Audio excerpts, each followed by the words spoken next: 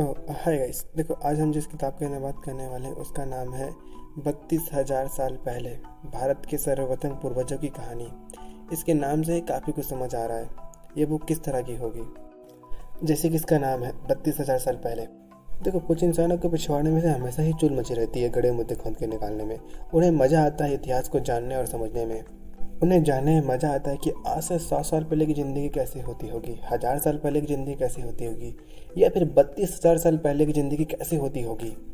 और सच कहूँ तो मैं भी काफ़ी हद तक उनमें से एक हूँ जिसे इतिहास को काफ़ी हद तक जानने में मज़ा आता है।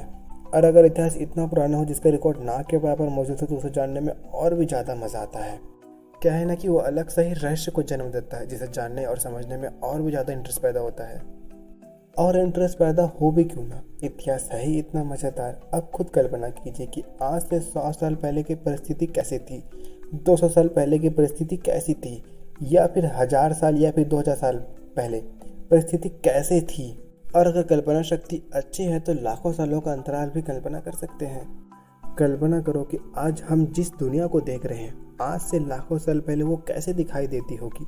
आज हम जिन पेड़ पौधों को देख रहे हैं वो लाखों साल पहले कैसे दिखाई देती होगी। क्या उनके पत्तियों का रंग हरा ही हुआ करता था या फिर कुछ और आज हम जिस जानवरों को देख रहे हैं वो उस वक्त कैसे दिखाई देते होंगे।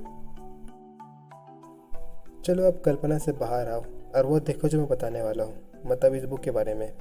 देखो, 1964 ईस्वी में फादर एनिटल्स कोनोवाजर नामक एक वैज्ञानिक थे, पता नहीं नाम सही बोल भी रहा हूँ नहीं, छोड़ो, जिन्होंने एक सिद्धांत दिया जिनका नाम उन्होंने अपने ही नाम के ऊपर रखा, मतलब कोनोवाजर सिद्धांत। उनका मानना था कि जब किसी वस्तु या जीव से न्यूमरस एनर्जी और साउंड निकलता है तब वो जीरो फाइल फील्ड में कैद हो जाता है और उसे कोनोवाजर के जरिए देखा हुआ सुना जा सकता है। बाद में इसी थ्योरी के आधार पर टाइम मशीन की भी परिकल्पना की गई। देखो, फिलहाल तो हमारे पास ऐसे कोई मशीन नहीं है जो हमें इतिहास को दिखा सके, और अगर होगा भी ना तो मुझे नहीं पता। पर अगर मान लो कि हमारे पास ऐसा मशीन सच में मौजूद है तो हम क्या करेंगे और क्या करेंगे, इतिहास को खोद खोद कर निकालेंगे। पर तुम लोगों का कुछ कहा नहीं जा सकता, पता नहीं क्या ही देखने लग जाओ। देखो, इसकी कहानी शुरू होती है कि वैज्ञानिक कुछ ग्रुपों से जो कोनोवाजर के सिद्धांत के आधार पर एक मशीन बनाते हैं जिसका काम है साउंड में जो जीरो फाइल फील्ड डिग्री कैद हो गई है ना, इसकी मदद से उसे देखे या सुनने लायक बनाना। इसे एक तरह का टाइम मशीन ही मान लो। इसमें अतीत में जा तो नहीं सकते पर देखा जरूर जा सकता है। अब देखो, वैज्ञानिक का काम यह है कि वो जगह जगह से साउंड रिकॉर्ड करते हैं और उसे कोनोवाजर की मदद से डिकोड करते हैं। वो इसी तरह के बहुत सारे आवाज़ों को रिकॉर्ड करते हैं जिसमें से कुछ आवाज़ 32,000 साल पहले की है, और मुझे बिल्कुल भी नहीं पता कि 32,000 साल पहले ही क्यों। चलो अब कहानी की स्टोरी में आते हैं। 32,000 साल पहले इस वक्त इंसानों का विकास शुरुआती स्टेज में था और ये वक्त हिम युग था, मतलब आइस एज। देखो, इस वक्त के जो जानवर हुआ करते थे ना वो आज से काफ़ी हद तक बड़े या विशाल हुआ करते थे, या फिर उनका रूपरेखा आज से बिल्कुल ही अलग हुआ करती थी। जैसे कि एक हाथी ऐसे दिखाई देती है, पर उस वक्त इसका आकार आज से विशाल हुआ करता था और उसे हम मैमथ के नाम से जानते हैं। और इसके अलावा आज हम जिन छोटी छोटी चिड़ियों को देखते हैं वो उस वक्त काफ़ी हद तक बड़े हुए करते थे। और यह चिड़िया आज की चिड़ियों की तरह शरीफ नहीं हुआ करती थी। खैर, आज भी कौन सी चिड़िया शरीफ होती है, एक बार काट देना तो भैया सर धड़ से अलग हो जाए, पर छोड़ती नहीं है। पर उस वक्त की चिड़िया तो अलग लेवल की ही थी। वो इतना खतरनाक हुआ करती थी न कि अगर कोई इंसान उसे दिख जाए तो हजारों चिड़िया उसे तब तक खाएगी जब तक वो हड्डियों का ढेर ना बन जाए। सोचो वो कितना दर्दनाक होगा कि एक इंसान उसे हजारों चिड़िया तब तक खाए जब तक वो हड्डियों का ढेर ना बन जाए, वो भी उसकी जीते जी। ये सोचकर ही रोंगटे खड़े हो जाते हैं, वो कितना दर्दनाक होगा यार।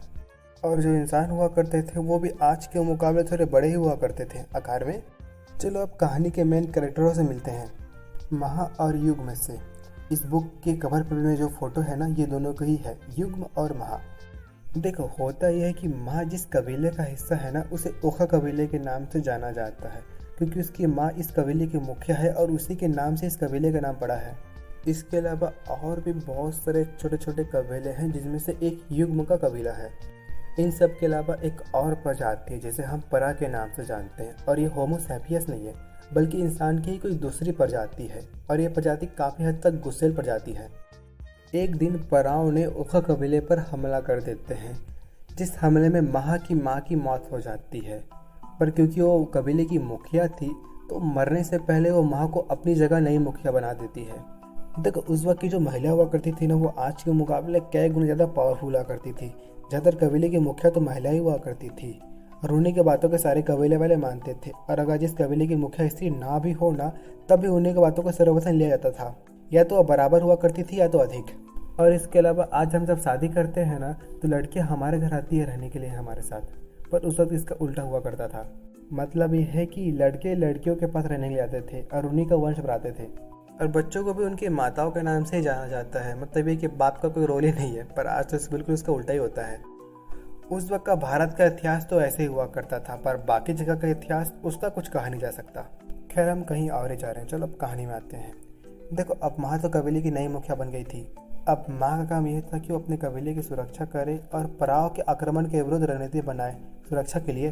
और इसके अलावा आसपास जितने भी छोटे छोटे कबीले हैं उन सब के साथ संधि करना और एक साथ जुट होकर पराव के विरुद्ध लड़ना। देखो खाली पड़ा ही नहीं है जो उनके लिए खतरा है, इसके अलावा और भी बहुत सारे खतरे हैं। देखा जाए तो इनका पूरा जीवन सर्वाइवल के ऊपर टिका हुआ है। इनका काम शिकार करना और खुद शिकार होने से बचना है। एक गलत फैसला शिकारी को खुद शिकार बना सकती है। उस वक्त की ज़िंदगी इतनी आसान नहीं हुआ करती थी आज के मुकाबले। और इसके अलावा मुझे एक और बात पता चली इस बुक से कि आज हम जो स्कूल कॉलेज देखते हैं ना, वो उस वक्त भी मौजूद हुआ करती थी, बस इतनी वैरायटी नहीं हुआ करती थी। और मेरे हिसाब से जो विश्व का सबसे पहला विद्यालय बना था ना, वो भारत में ही बना था। अब वो मत पूछ लेना कैसे। देखो मैंने इस किताब को लव स्टोरी के नाम से पढ़ना शुरू किया था, क्योंकि मैंने इसका सेकंड पार्ट को पहले देख लिया था। तो मुझे लगा कि इसकी स्टोरी उसके हिसाब से ही होगी, क्योंकि मुझे जाना था कि उस वक्त इंसान कैसे प्रेम करते होंगे और उसे कैसे एक्सप्लेन करते होंगे। पर इसका पहला भाग तो खाली कैरेक्टर से मिलने मिलाने में ही ख़त्म हो गया। पर मुझे उम्मीद है इसका सेकंड पार्ट मुझे वो देगा जो मुझे चाहिए। देखो अब मैं बताता हूँ कि किताब मुझे पढ़ने में कैसे लगी। इसकी स्टोरी अच्छी और सिंपल है, पर मुझे इसमें ऐसा कुछ भी नहीं लगा जैसे लेकिन मैं आपको बोल भैया आपको ये किताब पढ़नी ही चाहिए। अगर आपको ये किताब पढ़नी है तो पढ़ो, नहीं पढ़नी है तो ना पढ़ो, मर्जी आपकी है। और अगर ये किताब को तुम्हें खरीदनी है तो इसका लिंक मैं नीचे दे दूंगा, तुम वहाँ से खरीद सकते हो। देखो अब ये बुक कितने हिस्सों में विभाजित है वो तो मुझे नहीं पता है। इसका पहला भाग मैंने आपको भी बताया है और बाकी का भाग उसकी स्टोरी अभी तक मैंने पढ़ी नहीं है, तो मुझे नहीं पता उनके बारे में। तो अब इसे यहीं ख़त्म करते हैं। अगर आपको वीडियो अच्छी लगे तो लाइक कमेंट और शेयर करना और मुझे बताना कि मुझे वीडियो बनाने के लिए क्या क्या सुधार करने की ज़रूरत है।